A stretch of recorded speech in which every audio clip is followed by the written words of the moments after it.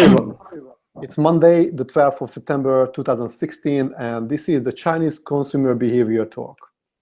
Today, we will review why should you go mobile first in China. For those who are joining us first time on YouTube or other channels, if you go to okomp.com/live, you will be able to watch the live stream and also to ask questions real time.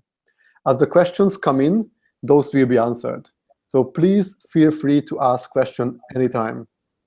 And now let me hand it over to Joseph Masay,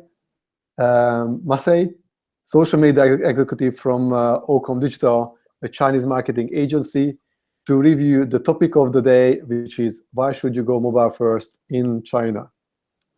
Thank you for that introduction, Ladislav. So yeah, my name is Joseph Massey, and I am the social media content executive here at Okomp.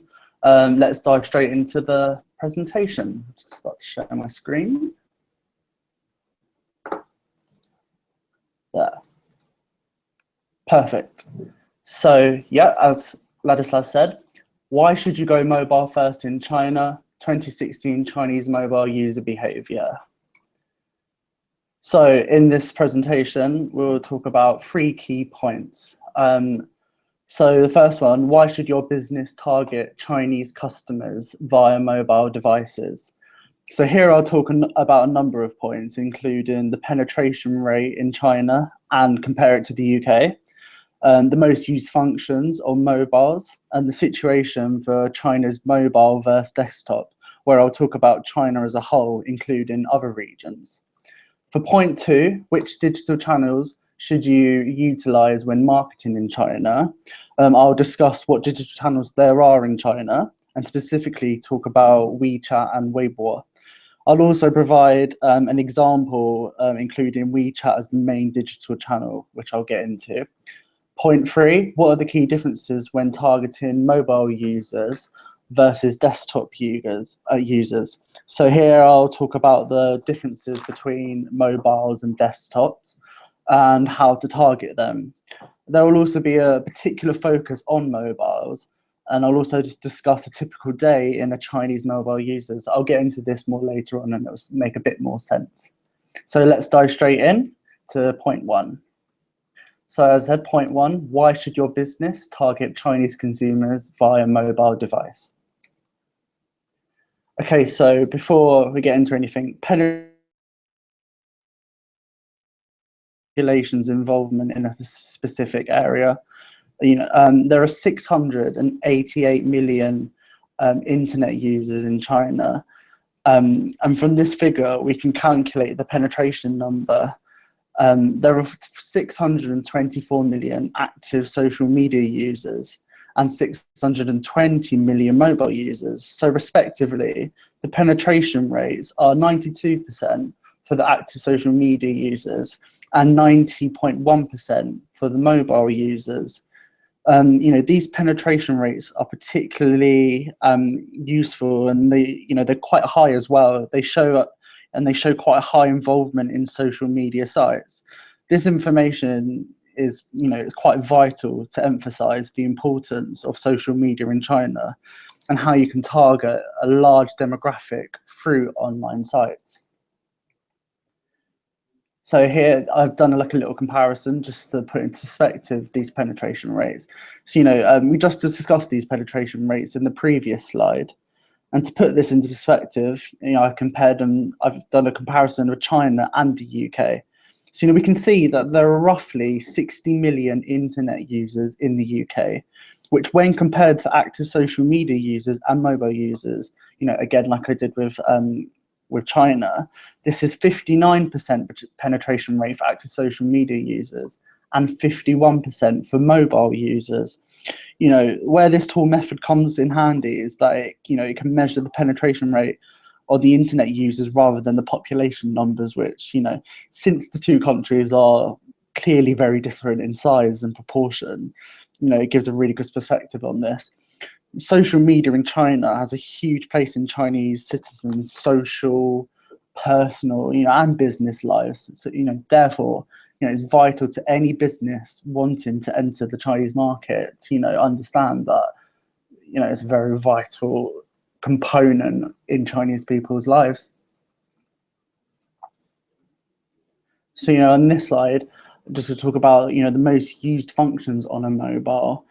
If you look at the chart, you can see that, emailing and using social media are up there at 85% for emailing and 70% for social media. It sort of reaffirms the usage of mobile phones and how vital it is for any business to market their product through, phone advertisements and applications. And then, here, so, unless you've been living under a rock, basically, you would know that China has developed at an extremely fast pace these last few decades. And this has also equated to a great technological revolution, with advancements being made every day. Mobile phones have become China's key source to basically perform any function possible. And desktops are still used, of course, however, for only, work-related tasks and, maybe at home now and again. Therefore, mobiles are, they're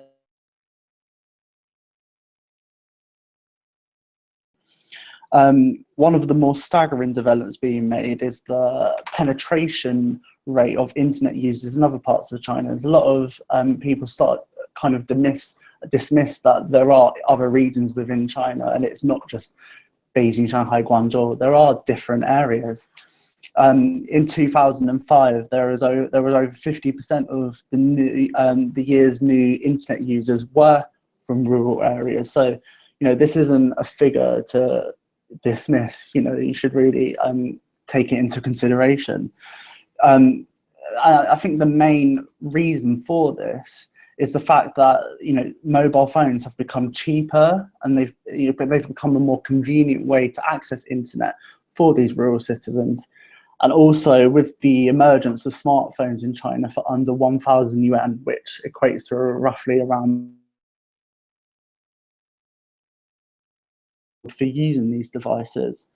This has therefore meant that cities that fall in that tier 3, tier 4 bracket, like category, they now have the ability to access the internet like their tier 1 counterparts.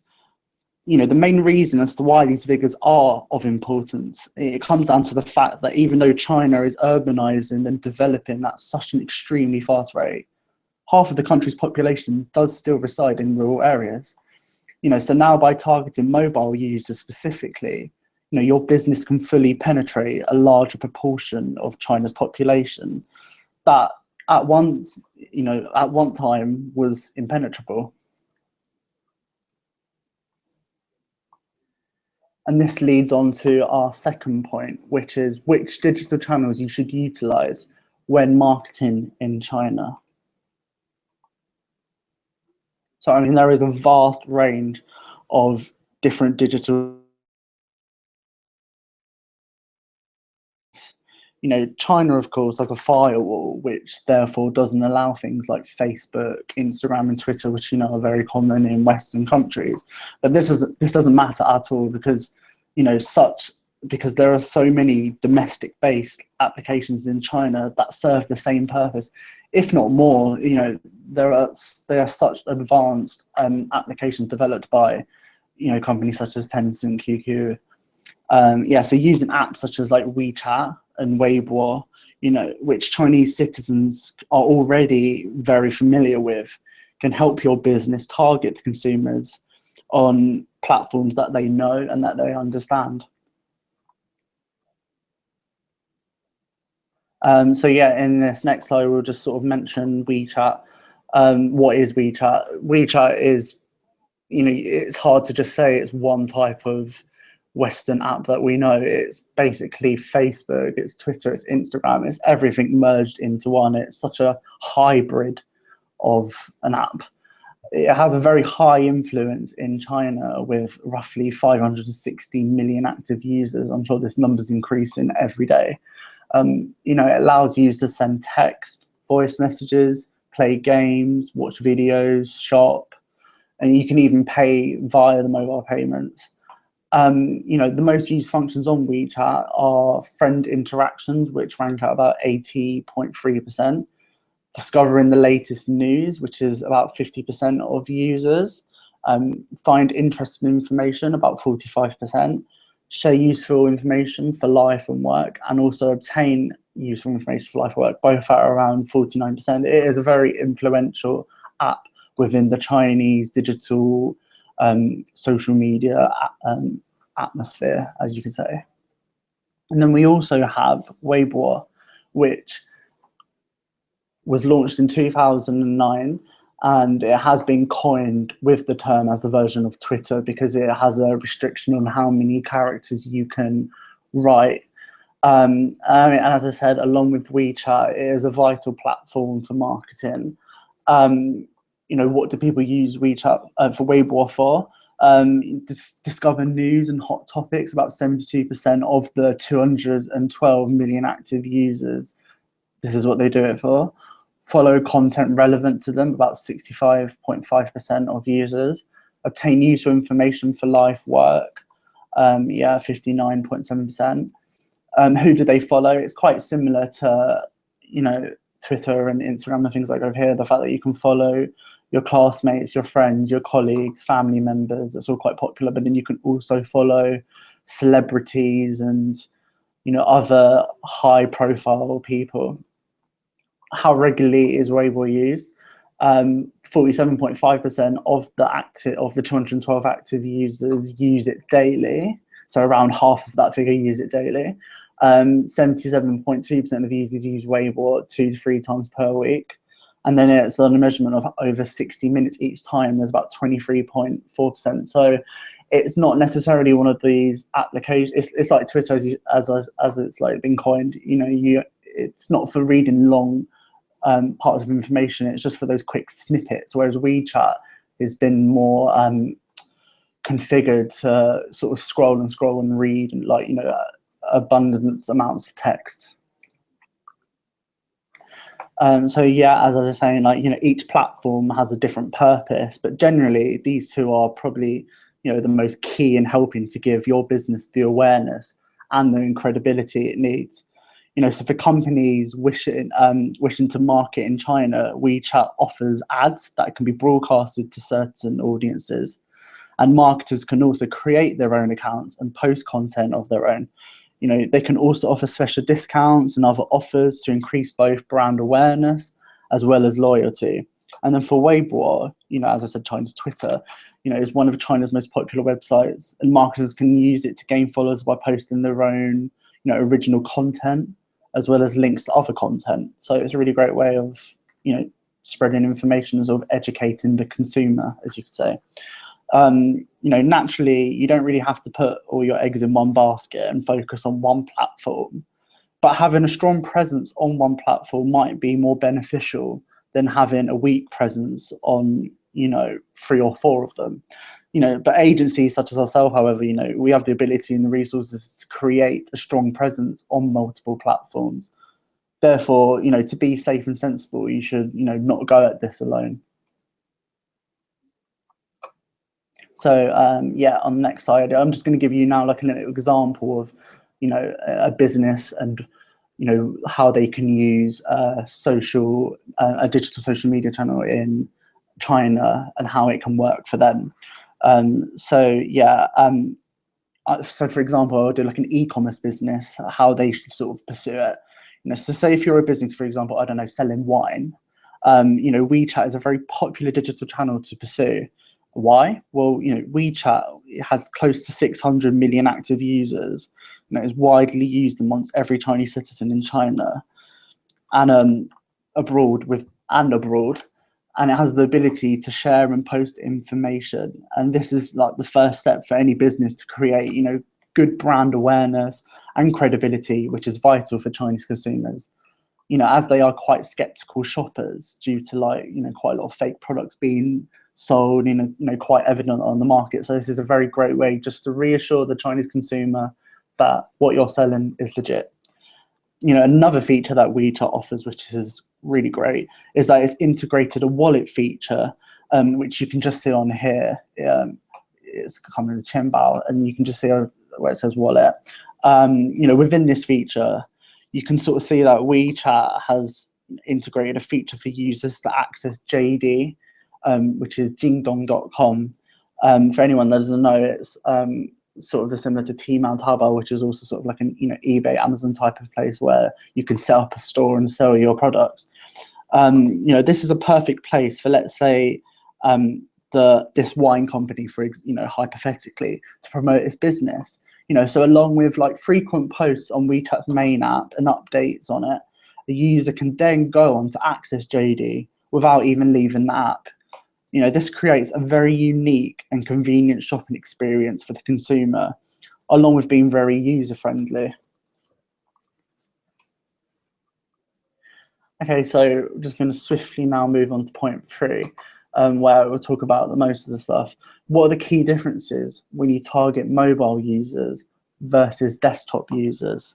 So yeah, in this section, we will talk about those key differences with a particular focus on mobiles. So the key differences between mobile users and desktop users. Smaller screens. I suppose this is probably one of the most obvious differences, but I'll go into it a little bit. It means fewer pixels in comparison to desktop. Smaller displays push more of your page content below the fold, requiring the user to scroll through your page content more often. Therefore, presenting information clearly with an easy to read font will allow users to not feel overwhelmed with what you're placing on your website or on your WeChat page. Research shows that 68% of mobile users get online for entertainment and read information when compared to PCs. People get online via mobile has less conversion. So, taking this in mind, it will really help if you are trying to convert your desktop normal website into a mobile friendly website. Okay, another point is slower processors. Although they are catching up, they are generally less powerful than desktop, usually because of the cost and the battery life. If you're going to put a really great processor into a phone, you're going to have a really great battery. It's boring, but it means the phone is going to become really ridiculously expensive. This can be avoided. Simpler layouts that use less markup in CSS, would be ideal. And this sort of leads on to the next point about less bandwidth. Network speeds are improving, but on a typical 3G device, which the majority of people have, say, in Western countries, going on to 4G and even 5G is coming out now. But, you generally get, no more than 1 megabyte per second download rate. So this therefore means mobile plans limit data. So, if your site sucks up a large chunk, they won't be coming back. If you have lots of flash and everything on there and graphics and videos and stuff that consumes a lot of the data, or it takes too long to load, people are just going to get bored and they're just going to click off. So it's a really good idea to sort of make your site bandwidth efficient and less graphics, less videos, that kind of stuff. So the next point, touch input. This is quite an evident thing now. Touch input is obviously different. You have to adjust your content to a touch-based friendly input. And that leads on to tricky keyboards. Again, since most devices are now touch input, sites that include shorter URLs, autocomplete on text, easy browsing, and providing an easy way to browse popular pages or products, rather than having to search, are all great ways to make user experience really friendly and very smooth. And this leads on to limited multitasking. In the sense of having the ability to run more than one application at once, is finally starting to take off on apps. However, they still do not really offer that same sort of process power or flexibility, actually, that desktop multitasking provides. So, but the way you can sort of beat this is that you can include social sharing buttons, for example, on each page.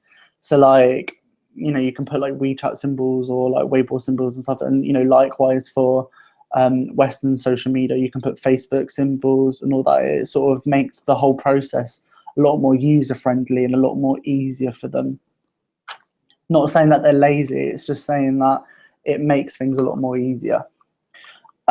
So yeah, portrait screens, obviously they're vertical orientation. Desktop's a landscape, that's quite standard thing. It fuels a trend towards mobile sites that are well suited to a vertical orientation.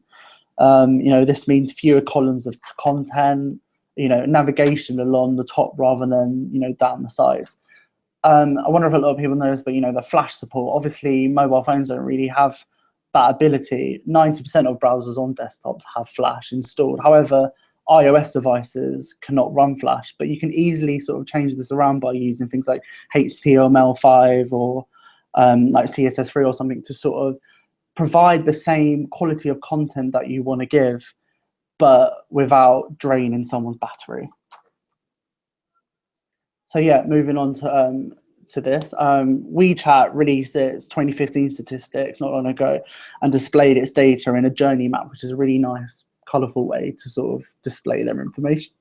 It's a great way to show a typical day with the Chinese consumer. It's very beneficial for companies wanting to understand the Chinese user behaviour. The map illustrates how often and why people use their WeChat. So for example, if you're at a restaurant at, like 6 p.m, it would be best time for your business to promote its products. Again, it's a great way to target an audience on specific occasions by being able to map it out in this content. So yeah, on to the next bit. What should you target, mobiles or desktops? Analysts predict that marketers will spend over $25 billion in mobile advertising in China for 2016. And this figure is expected to double by 2019 to 52 billion. So as you can say, it's quite a staggering amount. Mobiles, they're portable devices, meaning you can target individuals any time of the day, as the majority of people have a mobile phone on them. And this goes with the figure that, time spent on mobiles has increased 5 times since 2011. Tracking tools, for example, can allow an accurate assessment of the return of investment of each user.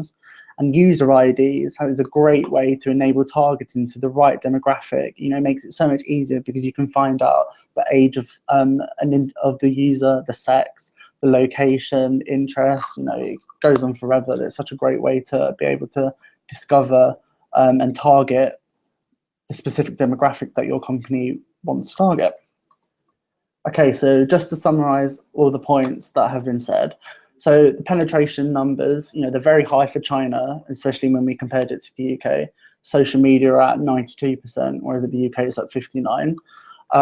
Social media, emailing and reading articles are some of the most used functions on mobile. So that's something to take into consideration if you want to market your business in China. Easier to access through mobiles rather than desktop, especially in now tier 3 and 4 cities. There's a wide range of digital channels to suit your business. WeChat and Weibo are the most popular with high active user rates and an assortment of functions. There's a big difference when targeting mobile users in comparison to desktop. And as I said, like screen size, slow processors, flash support, etc., etc. Journey maps, they're a great way to understand Chinese social user behavior. And also, target mobiles for China. They're the most used device. They're easier to target specific demographics, being able to use and access their user IDs. And that should be it. Thank you for listening, and I hope you enjoyed the presentation. Now I'll hand it back over to Ladislav, and if there are any questions. Thanks, Joseph. We don't have any question right now, so I start wrapping it up. Perfect. So, dear audience, the presentation you just saw will be posted to our SlideShare channel the next couple of days, and it will be freely available for everyone. Big thanks to Joseph for the insightful presentation and for everyone who joined us today. And don't forget to join our next talk on Monday, the 26th of September, when we will discuss what Chinese luxury travelers want. Thanks, everyone, and see you next time.